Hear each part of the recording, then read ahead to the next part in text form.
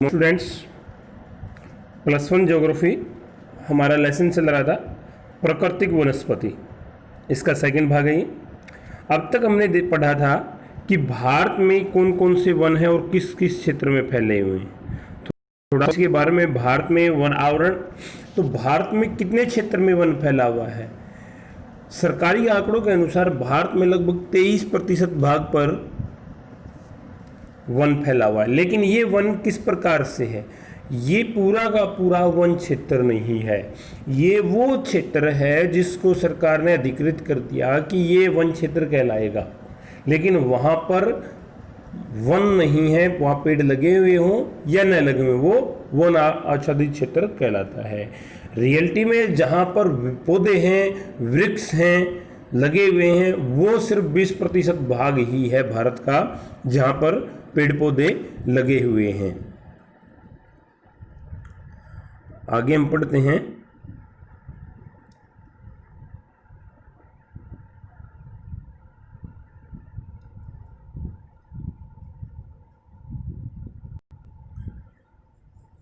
भारत में 2001 में वास्तविक वन आवरण जो था वो 20.55 था, जिसमें से 12.6% भाग पर सामान्य वन और 7.8 पर विरल वन थे। कहने का तात्पर्य ये है कि जो सरकारी आंकड़े हैं, राजस्व विभाग के आंकड़े हैं, उनके अनुसार जो वन दिखाया जाता है उसमें बहुत से क्षेत्र ऐसे होते हैं जहां पर पौधे नहीं होते हैं। वास्तविक वन क्षेत्र सिर्फ 20% ही है हमारा जहां पर पेड़ पौधे मौजूद है। उसमें से भी 12.6% ऐसा है जहां पर वन है।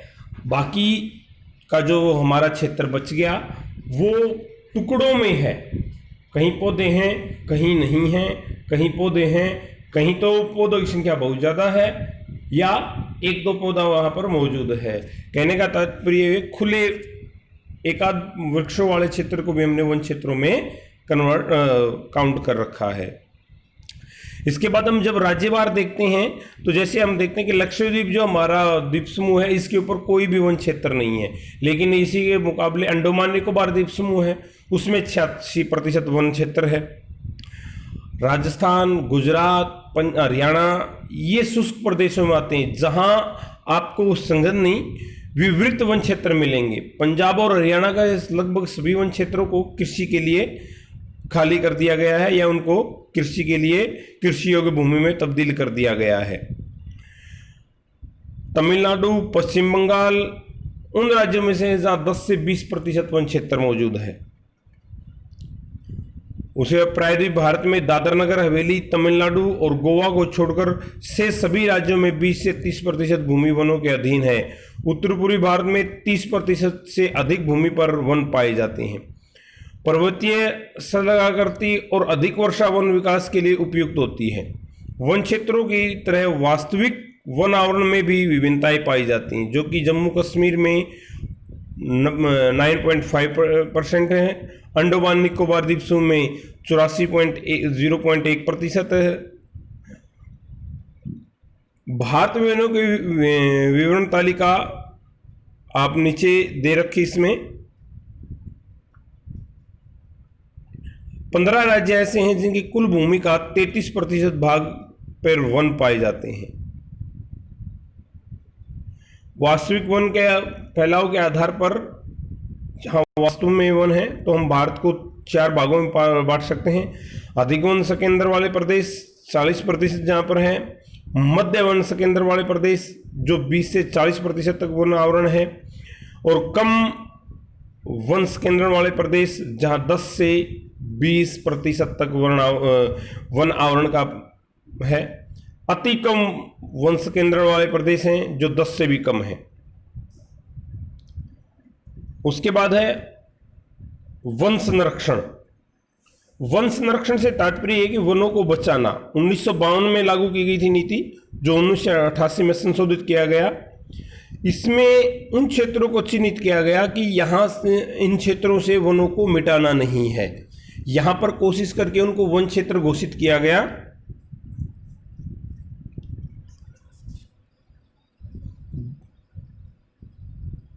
और इन क्षेत्रों में वनों को बचाने के लिए सरकार कोशिश करेगी भाई। ये 33% भाग, देश के 33% भाग पर वन लगाया, जो वर्तमान राष्ट्रीय स्तर पर 6% अधिक है। पर्यावरण संतुलन बनाए रखने के लिए तथा पारिस्थितिक संतुलन क्षेत्र में वन लगाना, देश की प्राकृतिक धरोहर, जैव विविधता तथा आनुवंशिक पूल का संरक्षण, मृदा अपरदन और मरुस्थलीकरण को रोकना तथा बाढ़ व सूखा नियंत्रण, निम्नलिखित भूमि पर सामाजिक वानिकी एवं वन रोपण द्वारा वन आवरण का विस्तार, वनों की उत्पादकता बढ़ाकर वनों पर निर्भर ग्रामीण जनजातियों को इमारती लकड़ी, ईंधन, चारा और भोजन उपलब्ध करवाना, लकड़ी के स्थान पर अन्य वस्तुओं के प्रयोग में लाना, पेड़ लगाने को बढ़ावा देने के लिए पेड़ों की कटाई रोकने के लिए जन आंदोलन चलाना, जिसमें महिलाएं भी शामिल हों ताकि वनों पर दबाव कम हो। सामाजिक वानिकी, ये वन लगाने की एक हमारी प्रक्रिया है।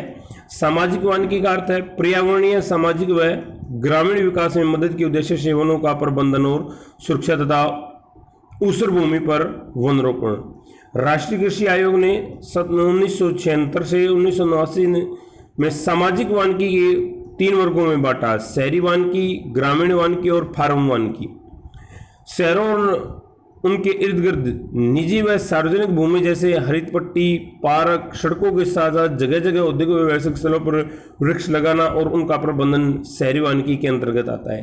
कहने का तात्पर्य ये है, शहरों के रोडों के बीच में जो हम डिवाइडर बनाते हैं या जो छोटे छोटे पार्क बना देते हैं, इनको हमने शहरी वानिकी का नाम दिया। उसके साथ साथ जो भी औद्योगिक इकाई लगती है उसके अंदर सरकार ने निश्चित कर रखा है कि एक छोटा सा पार्क, एक उसके क्षेत्रफल के आधार पर एक पार्क जरूर होना चाहिए ताकि वहाँ पर पेड़ पौधे लगाए जा सकें और पर्यावरण प्रदूषण को नियंत्रित किया जा सके।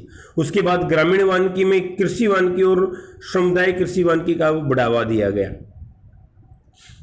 अब हम उसके बाद है कृषि वानिकी के आर्थिक और कृषि उपयोगी तथा बंजर भूमि पर पेड़ और फसलों के साथ लगाना, फसल के साथ पेड़ लगाना। किसानों को इसके लिए प्रोत्साहित किया गया कि वह अपनी कृषि के साथ साथ इस प्रकार के पौधे लगाएं जो उनकी कृषि के लिए नुकसानदायक भी न हों और उनको भूमि या संरक्षण के लिए भी सही हो। उनके खेत के अंदर इस प्रकार के पौधे लगाए जाओ जिनको बेच करके वो पैसे कमा सके।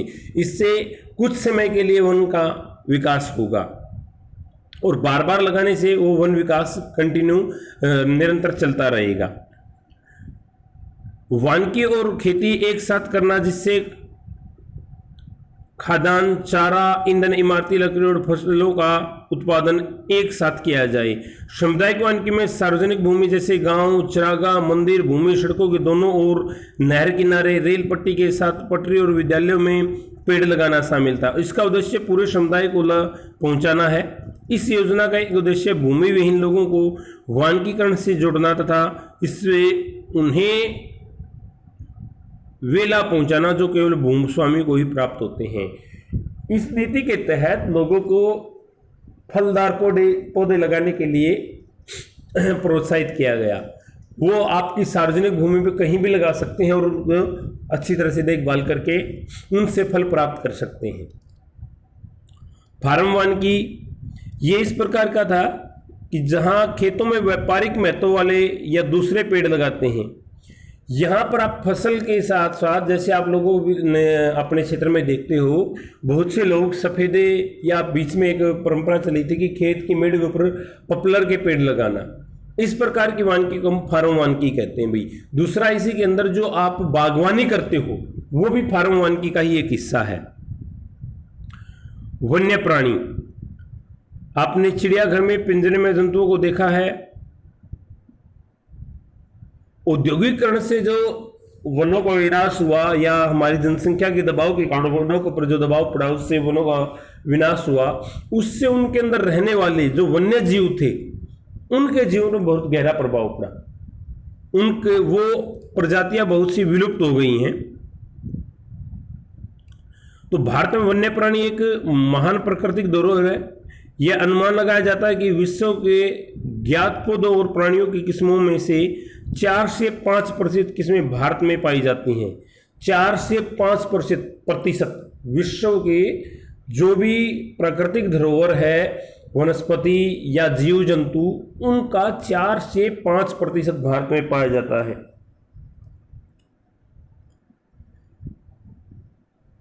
हमारे देश में इतने बड़े पैमाने पर जैव विविधता पाए जाने का कारण यहाँ पर पाए जाने वाले विभिन्न प्रकार के पारिस्थितिक तंत्र हैं। जो हमारा राज्य वाइज प्राकृतिक अलग अलग है,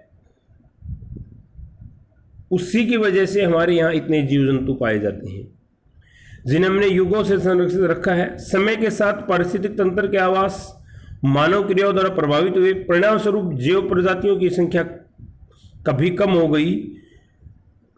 गई है। कुछ जैव प्रजातियां तो विलुप्त तो भी हो गई हैं। वन्य प्राणियों की संख्या कम होने का मुख्य कारण है औद्योगिक और तकनीकी विकास के कारण वनों के दोहन की गति में तेजी हुई। खेती, मानवीय बस्ती, सड़कों, खदानों, जलाशयों इत्यादि के लिए जमीन से वनों को साफ किया गया। जंगलों में आग लगाने से भी वन्य प्राणियों की प्रजातियां नष्ट हुई। रजवाड़ों तथा वर्ग ने शिकार को क्रीड़ा बना लिया, जिससे भी शिकार की वजह से भी काफी प्रजातियां लुप्त हो गई। पालतू पशुओं को चरागाहों की खोज में वनों में वन्य जीवों और उनके आवासों को नष्ट कर दिया गया। भारत में वन्य संरक्षण। भारत में वन्य प्राणियों को बचाव की परिपाटी बहुत पुरानी है। पंचतंत्र और जंगल बुक इत्यादि कहानियां हमारे वन्य प्राणियों के प्रति प्रेम का उदाहरण प्रस्तुत करती हैं। 1972 में वन्य प्राणी अधिनियम पास किया गया, जिसके तहत शिकार को प्रतिबंधित कर दिया गया भाई। उसके साथ साथ उस अधिनियम में 2 मुख्य उद्देश्य थे। अधिनियम के तहत अनुसूची में सूचीबद्ध संकटापन्न प्रजातियों को सुरक्षा प्रदान करना तथा नेशनल पार्क, पशु विहार जैसे संरक्षित क्षेत्रों को कानूनी सहायता प्रदान करना। इसी अधिनियम को 1991 में पूर्णतः संशोधित कर दिया गया, जिसके तहत कठोर सजा का प्रावधान किया गया। जो भी इन क्षेत्रों को अधिकृत करता है या उनमें वन्य जीवों को नुकसान पहुंचाता है, तो उनके लिए कठोर सजा का प्रावधान किया। देश में 92 नेशनल पार्क और 492 वन्य प्राणी अभ्यारण्य हैं और ये 1.57 करोड़ हेक्टेयर भूमि पर फैले हुए हैं। वन्य प्राणी संरक्षण का दायरा काफी बड़ा है और इसमें मानव कल्याण की असीम संभावनाएं निहित हैं। यूनेस्को ने मानव और जीव मंडल योजना के तहत भारत सरकार ने वनस्पति जात और प्राणी जात के संरक्षण के लिए महत्वपूर्ण कदम उठाए। प्रोजेक्ट टाइगर 1973 में जो भारतीय टाइगर को बचाने के लिए चलाया गया था, उसको संरक्षित करने के लिए, उस प्रजाति को जो विलुप्त होने के कगार पे थी, उसको फिर से उनकी संख्या बढ़ाने में मदद की। 1992 में जैसे ही विशेष योजना इन जातियों के संरक्षण और उनके आवास के बचाव के लिए चलाई जा रही थी। इन्हें प्रोजेक्ट टाइगर, इसका मुख्य उद्देश्य भारत में बाघों की संख्या बढ़ाना था भाई।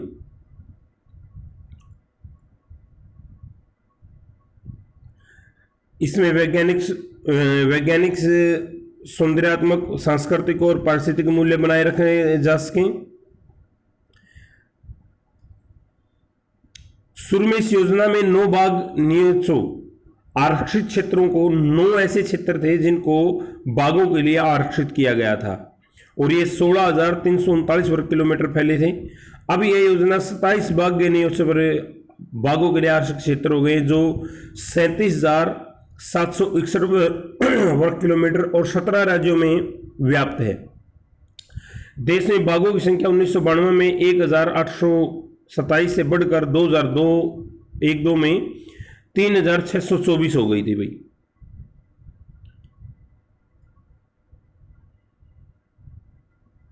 इसके अलावा भारत सरकार द्वारा कुछ और परियोजनाएं जैसे मगरमच्छ प्रजनन परियोजना, हुंगुल परियोजना और हिमालय कस्तूरी मृग परियोजना भी चलाई जा रही हैं। इन सभी योजनाओं में जैसे बाघ संरक्षण योजना थी या टाइगर योजना प्रोजेक्ट था, उसमें टाइगर की संख्या बढ़ाने की परियोजना थी, उनके आवास का व्यवस्था करनी की थी।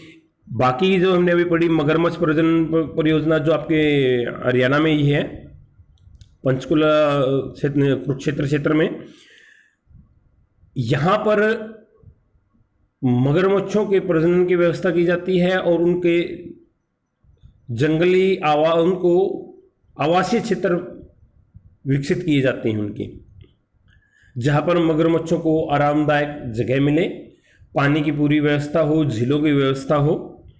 हुंगुल परियोजना, हिमालय कस्तूरी मृग योजना, जो हिमालय में कस्तूरी मृग होता है उसकी सुरक्षा के लिए, क्योंकि इस मृग का शिकार बहुत आयात में किया गया, इसके पेट के अंदर जो कस्तूरी मौजूद होती है, सुगंधित तरल मौजूद होता है, उसके लिए बहुत आयात में इसका शिकार किया गया, उसको संरक्षित करने के लिए इस योजना को चलाया गया। उसके बाद जीवमंडल निश्चय, ये वो क्षेत्र हैं जहां पर जीवों को आरक्षित किया गया है। उन क्षेत्रों में मानव दखल को बिल्कुल वर्जित कर दिया गया, जहां पर न तो आप वन को, किसी जीव को मार सकते हैं, न ही वहां के क्षेत्र, वन क्षेत्र को आप नुकसान पहुंचा सकते हैं। तो यूनेस्को के मानव और जीव मंडल प्रोग्राम के अंतर्गत मान्यता प्राप्त, जैसे कि आरेख 5.1 में दिखाया गया है, जीवमंडल निश्चय 3 मुख्य उद्देश्य हैं और भारत में 14 जीवमंडल निश्चय हैं। आप उन सभी को नीचे नाम दिए गए उनके।